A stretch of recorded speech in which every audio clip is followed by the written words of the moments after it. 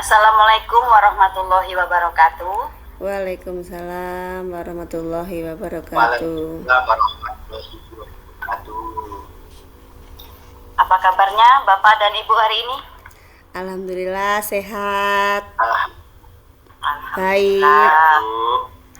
Ya, baik. Sebelum memulai kegiatan coaching hari ini, terlebih dahulu saya akan memperkenalkan ya Bu bagian tugas kegiatan hari ini. Saya Dian Nur Setiawati sebagai supervisor, kemudian Bapak Nanang Felani sebagai coach, dan Ibu Febrianti Mustika sebagai coachee. Benar ya Bapak Ibu? Benar Bu. Ya. Baik, sebelum kita melakukan coaching hari ini, sebagai kegiatan awal, saya akan memberikan beberapa pertanyaan, yaitu yang pertama, kita akan mendiskusikan tentang rubrik penilaian kegiatan kita hari ini. Kemudian pada coaching kita hari ini, coach dan coachee akan diamati dan dinilai sesuai dengan rubrik penilaian. Selanjutnya, apakah sudah sesuai dengan alur tirta atau belum? Di sini Pak Nanang sebagai coach dan Ibu Febrianti Mustika sebagai coachee. Harus menempatkan diri sesuai dengan posisi dan fungsinya masing-masing, seperti itu. Kemudian bagaimana Bapak Nanang memberikan pertanyaan yang berbobot kepada Ibu Febri. Kemudian seorang coachee yaitu Bu Febri itu harus merespon atau menanggapi pertanyaan dari Bapak Nanang selaku coach. Dan jangan lupa harus disesuaikan dengan prinsip coaching ya Bu, Pak, yaitu Ya, Bu. kemitraan, proses kreatif dan memaksimalkan potensi. Baik, saya akan memberikan pertanyaan yang pertama kepada Bapak Nanang, yaitu kompetensi apa yang akan Bapak kembangkan pada coaching kali ini? Ya, terima kasih Bu Diah. Kompetensi yang akan saya kembangkan pada hari ini yaitu pertama adalah present, yaitu kehadiran penuh. Kemudian yang kedua mendengarkan aktif, dan yang ketiga saya akan memberikan pertanyaan yang berbobot Bu. Ya, bagus.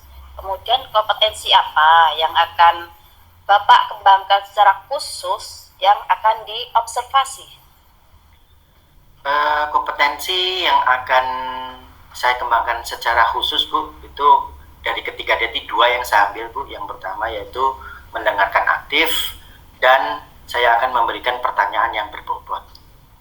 Ya, bagus. Kemudian indikator apa yang diinginkan oleh Bapak dalam proses coaching kali ini? Oke Bu, proses yang saya inginkan yaitu adalah coachee yang saya bimbing itu dapat menemukan solusi dari permasalahan yang dihadapi, dan juga dapat menemukan langkah-langkah yang tepat dalam mengatasi permasalahannya yang sedang dihadapi. Bu. Ya, sip, bagus sekali ya Pak ya. Baiklah Bapak dan Ibu, silakan untuk memulai kegiatan coaching hari ini. Monggo, silakan. Ya, terima kasih Bu Diah. Ya, akan saya mulai dengan Bu Febri ya. Iya Pak. Assalamualaikum warahmatullahi wabarakatuh. Waalaikumsalam warahmatullahi wabarakatuh. Gimana kabarnya Bu Febri? Alhamdulillah Pak, baik, sehat. Bapak kabarnya bagaimana? Alhamdulillah kabar saya juga sangat baik sekali hari ini. Alhamdulillah. Kemudian apakah hari ini ada waktu untuk saya? Tumben Pak ngajak ngobrol. Kira-kira Iya. ada apa ini Pak? Kok jadi penasaran Kayaknya saya? saya lihat kok Bu Febri kayaknya terlihat agak gimana gitu, kayaknya butuh obrolan dari saya ini. Terima kasih ya Pak atas perhatiannya. Saya itu akhir-akhir ini memang agak bingung, agak apa namanya, ada masalah lah Pak intinya. Saya sambil curhat ya Pak ya. Ya Bu, silahkan Bu. Sebelumnya itu ada yang mengganggu pikiran saya Pak, dalam hal ini tentang pembelajaran. Oh itu ya Bu ya. Oh jadi kira-kira apa yang bisa saya bantu terkait dengan pembelajaran itu Bu? Nah, saya di sini ingin mencari solusi Pak tentang masalah saya. Makanya tadi kebetulan Bapak Nanang pengen ngobrol sama saya tuh, wah saya senang sekali ada teman curhat lah intinya. Jadi saya pengen mengungkapkan masalah yang sedang saya hadapi tentang pembelajaran saya di kelas Pak. Oh jadi permasalahan yang sedang dihadapi di kelas ya Bu ya? Iya Pak. Itu. Jadi kira-kira Bu, yang Ibu bisa ceritakan kepada saya nggak apa yang Ibu rasakan saat ini? Saya itu masih bingung Pak, kenapa akhir-akhir ini itu setiap pembelajaran di dalam kelas itu saya sendiri kurang bersemangat, dan anak didik saya juga kurang bersemangat dalam belajar, kurang fokus dalam pembelajaran di kelas. Anak didik saya tuh apa ya Pak, kurang memperhatikan dengan apa yang saya ajarkan, seperti itu Pak. Oh, terus apa yang membuat Ibu kira-kira kok kurang bersemangat dalam melaksanakan pembelajaran itu? Saya merasa saat mengajar murid di kelas itu Pak, mereka itu tidak sepenuhnya memperhatikan saya. Nah makanya saya juga dengan sikap anak yang seperti itu, saya juga kurang semangat dalam mengajar, seperti itu Pak. Oh, baiklah, saya mengerti maksud Bu Febri. Sekarang bisakah Ibu menjelaskan proses pembelajaran di kelas Ibu? Kegiatan yang saya lakukan ya pertama membariskan anak dulu kan Pak, kemudian masuk. Kemudian setelah itu sebelum pembelajaran dimulai kita melaksanakan berdoa bersama. Nah kemudian setelah itu saya menjelaskan tujuan pembelajaran, kemudian saya menyampaikan materi. Setelah itu anak-anak mendengarkan. Setelah itu anak saya beri tugas. Setelah mengerjakan tugas selesai Pak, seperti itu kegiatannya sehari-hari. Apa mungkin yang saya lakukan itu apa ya Pak, membosankan anak-anak ya Pak? Kayaknya tidak, udah bagus Bu. Tapi kalau menurut Ibu itu salahnya di mana itu ya Bu? Salah itu tuh dalam menangkap penjelasan yang saya sampaikan kepada mereka itu kok apa ya, rasanya nggak pernah paham dengan apa yang saya sampaikan. Apa karena yang saya ajarkan itu menggunakan strategi atau menggunakan bahan ajar yang kurang menarik, apa seperti itu ya Pak? Oh begitu. Coba saya ingin tahu selama ini apa yang sudah Ibu lakukan untuk membuat murid-murid itu lebih bersemangat, itu apa kira-kira Bu? Waktu itu saya pernah sih Pak melakukan sebelum pembelajaran itu saya melakukan ice breaking. Nah dengan memutarkan video, kemudian anak bergerak mengikuti gerakan pada video tersebut. Kemudian saya juga menerapkan pembelajaran di luar kelas dengan anak-anak. Nah dengan seperti itu mereka tidak bosan dan bisa belajar dengan alam. Setelah itu dengan pembelajaran yang seperti itu mereka itu mulai bersemangat lagi Pak dalam belajar. Apakah hal itu sudah berlangsung setiap hari, Bu? Enggak, Pak. Tidak, Pak. Enggak ya? Enggak. Kalau kadang-kadang kalau saya itu banyak kegiatan, karena kan setiap pembelajaran yang dengan ice breaking dan lain-lain itu kan membutuhkan rencana yang matang ya Pak. Jadi harus ada waktu yang memang khusus, kita membuat rencana khusus. Jadi setiap saya ada kegiatan lain, ada kegiatan yang di luar jam saya ngajar, itulah yang menjadi kendala saya tidak melakukan hal tersebut. Kemudian juga dalam suasana hati saya yang lagi malas itu loh Pak, yang membuat mungkin pembelajarannya saya menjadi bosan. Anak-anak kalau gurunya malas kan otomatis anak-anaknya juga malas Pak.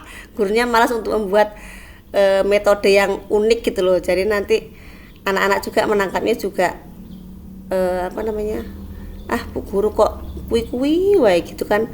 Dalam bahasanya seperti itu Pak. Jadi mereka bosan. Nah seperti itu Pak. Nah waktu itu saya pernah menggunakan audio visual ya dalam pembelajaran pendidikan Pancasila. Saya menampilkan simbol-simbol Pancasila, kemudian cara pengucapan Pancasila. Itu ya anak-anak semua tertarik.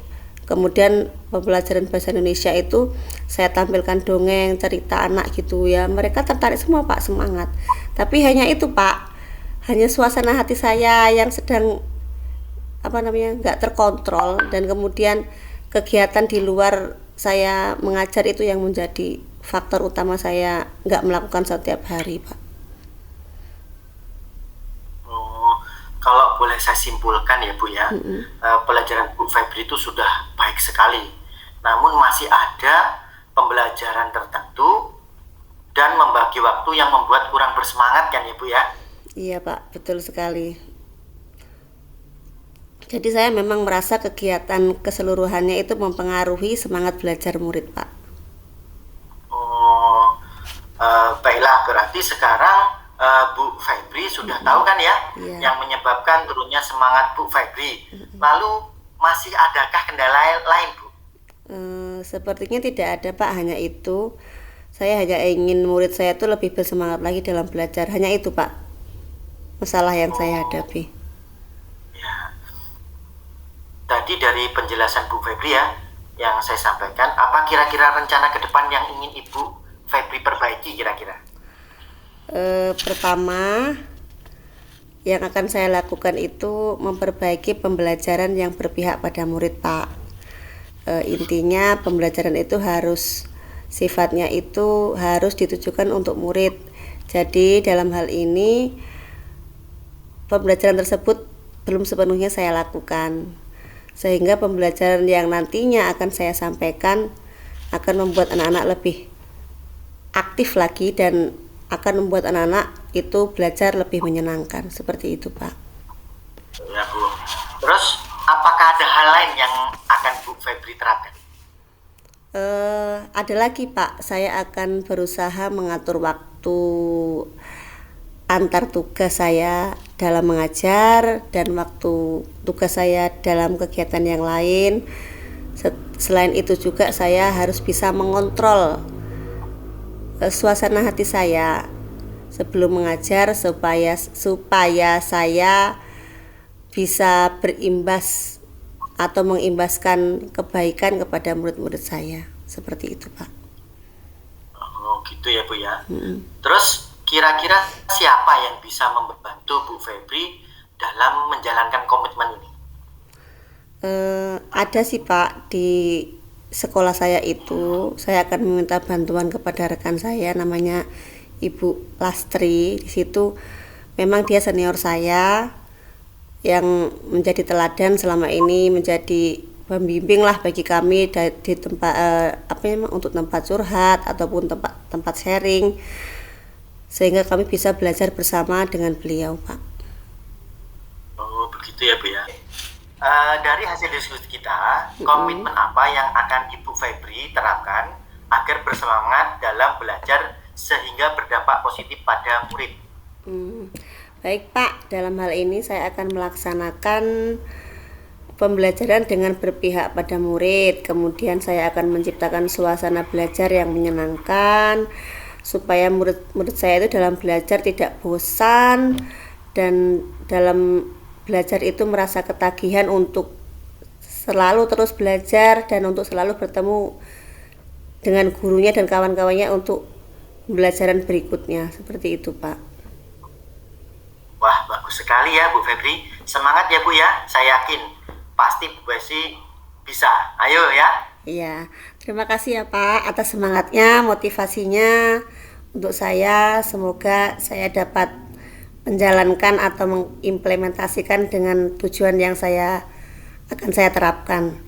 Terima kasih juga Bapak sudah mau mendengarkan curhat-curhat saya menjadi lega dan sudah menjadi tenanglah dengan solusi yang sudah saya dapatkan. Ya, sama-sama ya Bu ya. Terima kasih Pak. atas waktunya.